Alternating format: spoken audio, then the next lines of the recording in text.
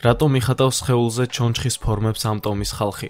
რომელი უმდიდრესი ადამიანი გახდა სასტიკი ტომის მსხვერპლი და როგორ გარდაქმნიან ახალგაზრდა აფრიკელებს დაუნდობელ სისხლის მღვრელ მეომრებად? მოკლედ, დღევანდელ ვიდეოში გაჩვენებთ საშიშ ტომებს, რომელთან მიახლოებაც კი სახიფათოა. თავიდან ბოლომდე უყურე ვიდეოს. დავიწყოთ. ჩიმბუს ტომი. ერთი შეხედვით ეს ყოველივე რაღაც დღესასწაულისთვის მზადებას გავს. სინამდვილეში კი ტომს ეს ტრადიცია უკვე საუკუნეებია აქვს. ისინი სხეულზე ჩონჩხის ფორმებს იხატავენ. ამ ტომის ისტორია არაერთ საუკუნეს ითვლის, თუმცა ცივილიზაციასთან მათი კონტაქტი პირველად 1934 წელს მოხდა. რატომ ირჩევენ ტომის წევრები მაინც და მაინც ასეთ გარეგნობას? ტომში აბორიგენები ასეთ ისტორიას ყვებიან. საუკუნეების წინ ჩიმბუს ტომს ბოროტის სული დაეპატრონა. იმისთვის რომ გამკლავებოდნენ ამ სირთულეს, ტომის მამაკაცებმა სხეულზე ჩონჩხები დაიხატეს.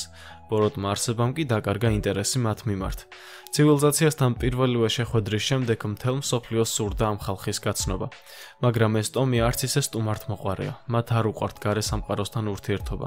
ტომი კმაყოფილია თავისი ცხოვრებით და თვლიან, რომ არავინ და არაფერი არ უნდა ჩაერიოს მათ ცხოვრებაში. როგორც კი ისინი გრძნობენ, რომ ვინმე გარე სამყაროდან ცდილობს მათი მყუდრო გარემოს დარღვევას, მაშინვე სასტიკები და აგრესიულები ხდებიან. კოროვაის ტომი. ჩიმბუს ტომი ბევრად უსაფრთხოა კოროვაის ტომთან შედარებით. ისინი ერთმანეთთან ახლოს ცხოვრობენ. პირველი კონტაქტი ცივილიზაციასთან 1974 წელს მოხდა. კოროვაი დასავლეთ პაპუის სამხრეთ-აღმოსავლეთ ნაწილში მცხოვრები ტომია. ასევე ცხოვრობენ ინდონეზიის პროვინცია პაპუაში. მათი საერთო რაოდენობა დაახლოებით 3000 კაცს აღწევს. მათი საცხოვრებელი ადგილი განთავსებულია ორ მდინარეს, ილანდინსა და ბექინგს შორის. ჩრდილოეთით შემოსაზღვრულია მთებით და მოიცავს დაახლოებით 600 კვადრატულ კილომეტრს. ისინი ცნობილები არიან იმით, რომ მათი ცხოვრების წესში ჯერ კიდევაა შემორჩენილი კანიბალიზმი და ცხოვრობენ ხეზე აშენებულ ხის ქოხებში, რომელიც შეიძლება 6-დან 50 მეტრამდე სიმაღლეზე იყოს აღმართული. კოროვალები არიან კარგი მონადირეები, შემგროვებლები და გააჩნიათ თევზაობის გასაოცარი უნარი. ისინი ხშირად მიირთმევენ საგოს, რომლის მარცვლების განთავსებულია საგოს ხის პალმისებრ ფოთლებს შორის. საგო ფართოდაა გავრცელებული მთელს ახალ გვინეაში.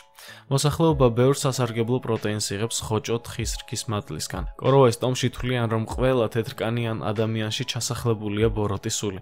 ამიტომაც სასწრაფოდ აგვარებენ ამ პრობლემას ოღონდ რადიკალური გზებით.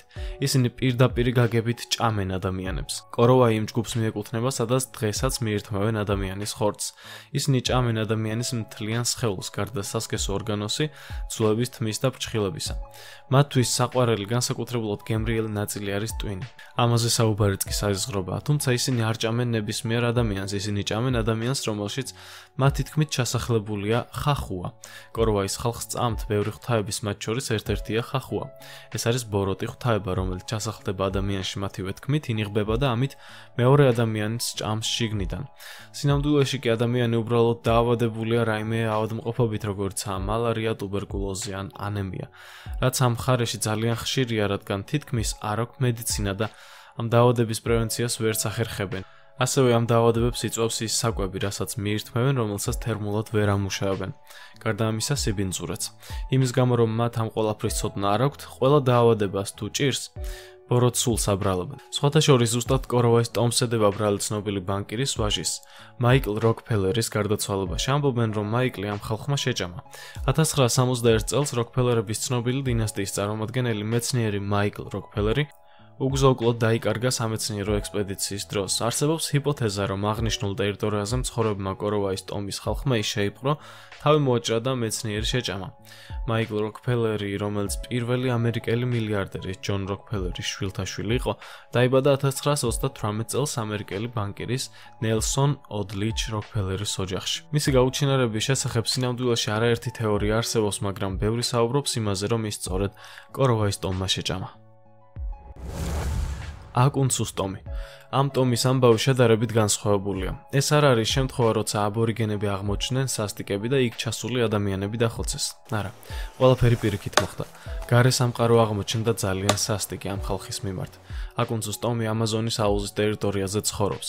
20 წლის წინ ბრაზილიელმა ფერმერებმა გადაწყვიტეს ამ ხალხისთვის მიწა წაერთმიათ და მათზე შეიარაღებული თავდასხმა განახორციელეს. ფერმერებმა ნამდვილი გენოციდი მოაწყვეს იქ. დახოცეს მოსახლეობა და კვალის დაფარვის მიზნით გადაწვეს სოფელი. თუმცა გავიდა 4 წელი და აღმოჩნდა, რომ გენოციდს 7 ადამიანი გადაურჩა. თითოეულ მათგანს მცირეწლოვან ბავშვებსაც კი სხეულზე ტყუის იარა ჰქონდა. და თან არაერთი. ეს ადამიანები სასწაულობრივად გადაურჩნენ ამ სასტიკ ამბავს. მაგრამ ჩნდება კითხვა, რატომ გახდა აკუნცუს ტომი ფერმერთა თავდასხმის ობიექტი? რა უნდოდა ამ ხალხს აცუდავი აბორიგენებისგან? 1995 წლისთვის აკუნცუს ტომს საკმაოდ ცუდი რეპუტაცია ჰქონდა. ისინი იზოლირებულად ცხოვრობდნენ გარე სამყაროსგან, ამან კი თეთრკანიანებს აფიქრებინა, რომ ეს ხალხი სასტიკი და დაუნდობელი იყო. ამავდროულად ფერმერებს და ტყის მჭრელებს მათ საცხოვრებელ ტერიტორიაზე უნდოდათ გზის გაკეთება. ადგილობრივები კი არ თმობდნენ საკუთარ მიწას, ისინი აქ დაიბადნენ და ეს ადგილი უყვარდათ. შესაბამისად განრისხებულმა ფერმერებმა და ტყის მჭრელებმა ჩვეულებრივი გენოციდი მოუწყო ამ ხალხს. მოგვიანებით ჩატარებულმა გამოძიებამ დაადგინა, რომ ადგილზე 15 ადამიანი ჩაცხრილეს ფერმერებმა. თუმცა ყველა ტომი როდია ისეთი სუსტი და უსუსური, როგორიც აკუნცუს ტომი იყო. ზოგიერთი მათგანი შეხვდა ცივილიზაციას, შეებრძოლა და დაამარცხა კიდეც. სურის ტომი. ეს ტომი ერთ-ერთი ყველაზე სახიფათო პირველყოფილ ტომად ითვლება ჩვენს პლანეტაზე. ეს ხალხი საჭიროების შემთხვევაში ცეცხლს ასრულ იარაღსაც კი იყენებს. ბოლოს ეს მაშინ მოხდა, როდესაც მათ ტერიტორიას საფრთხე დაემუქრა სუდანის სამოქალაქო ომის დროს. ტომის მამაკაცები ძალიან სასტიკები არიან. ტრადიციებიც კი სისხლის ღრაზე აქვთ აგებული. მაგალითად, მათში ხშირად ტარდება შეჯიბრება მამაკაცებს შორის. ისინი ერთმანეთს ებრძვიან დიდი ჯოხებით, ამ დროს კი სრულიად შიშვლები არიან. დასისხლიანებული მებრძოლები უმოწყალოდ ურტყამენ ერთმანეთს. ამას კი იმით ამართლებენ, რომ ასე ყოველთვის მზადყოფნაში არიან ომისთვის. ომი კი მათ ტერიტორიაზე ხშირია, რადგან მეზობელ ტომებთან მუდმივად უწევთ შეტაკება. ტოტო ბიგოსოდეს ტომი. 2010 წელს პარაგვაის ხელისუფლებამ გამოსცა ბრძანება, რომ დახმარებოდნენ ტოტო ბიგოსოდეს ტომს, რადგან ისინი ეკოლოგიური კატასტროფის წინაშე აღმოჩნდნენ ტყის გაჩეხვის გამო. ტყის მჭრელები მათ ტერიტორიაზე ჩეხავდნენ ხეებს. შესაბამისად, ტომის წარმომადგენლებს თავშესაფარი და საკვები აღარ ჰქონდათ. პირველი შეტაკებები ტომსა და ცივილიზაციას შორის მე-20 საუკუნის 50-იან წლებში დაიწყო. იმ დროს მსხვერპლი ორივე მხარეს იყო.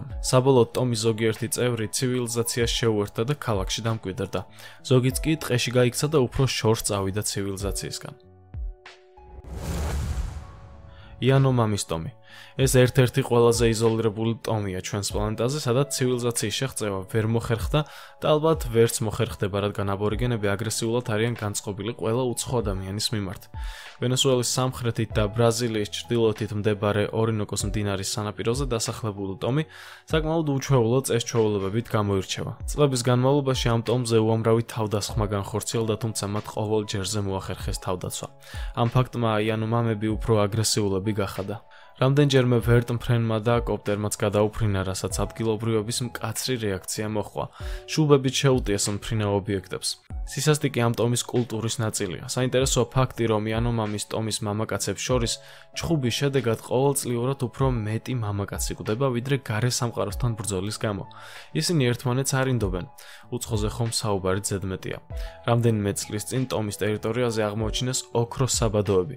რა თქმა უნდა, ცივილიზაციას სურს ამ საბადოებამდე მიღწევა, თუმცა წინ დიდი დაბრკოლებაა და ეს იანომამის ტომია.